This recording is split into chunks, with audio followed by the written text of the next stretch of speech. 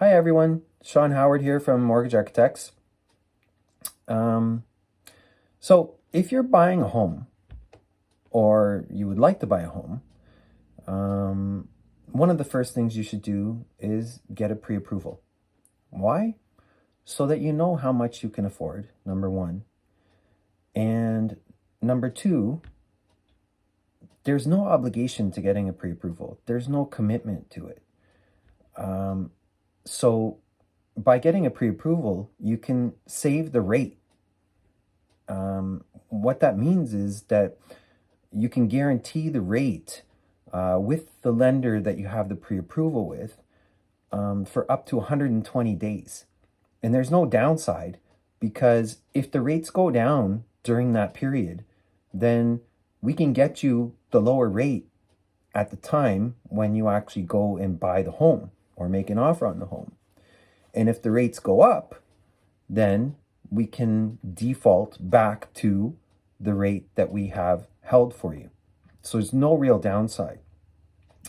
I mean, the only downside is the time that it takes to give us all of your information, and we really try to underwrite your information, meaning that we like to scrutinize all of your information so that there are no surprises, 2 months down the road when you decide to pull the trigger and then find out, oh my gosh, this pre-approval doesn't apply because I haven't passed my probationary period at my workplace or something like that.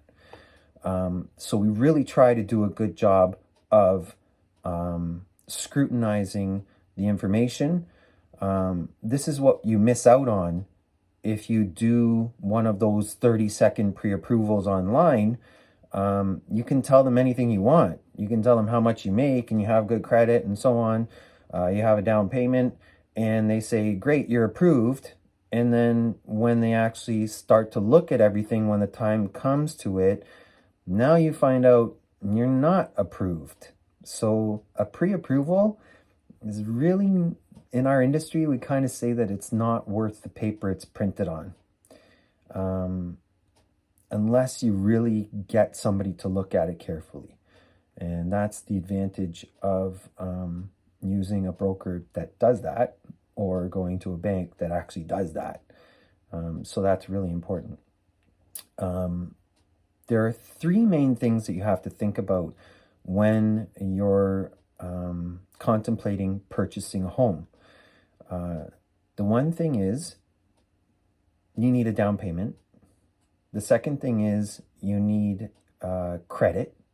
You need to have some kind of a credit history. And the third thing is you need income to show that you can afford the mortgage. Okay. As far as the down payment goes, just to kind of keep this light in this part, we'll go into more detail of those sections later. But mainly, in order to purchase a home, you must have at least 5% saved up or gifted to you by a family member as the down payment. And you don't have to be a first-time home buyer. That's a myth, because I've heard people say that before. If you have 5% down,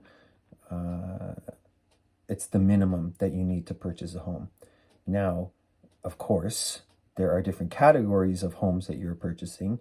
If it's an investment property, i.e. a rental, then it's a different story, because the 5% down is only for people that are purchasing an owner-occupied home. Okay, so it's minimum 5%, but then it goes up from there depending on the different details of your file. The second thing is credit. Okay, again, we'll go into more detail about credit in another video, but mainly you need to have credit. In other words, you have to have been using your credit, because some people will come to us and say, I have great credit. And I say, how do you know that? And their answer is, because I never use it. I do everything with cash. That's not good, because then you're flying under the radar you need to show the bank that you're responsible and that you pay your bills. And the only way to do that is by actually using your credit, okay? And then the third thing that I had mentioned is income. You have to have sufficient household income to support the mortgage, to show that you can afford the mortgage. And it needs to be consistent income. So you can't suddenly have a new job where you're still on probation and it's still precarious. The bank needs to know that how much money you make, and it's the amount that you declare to the government, by the way. It can't be cash, okay? Or then we have to get into the creative part.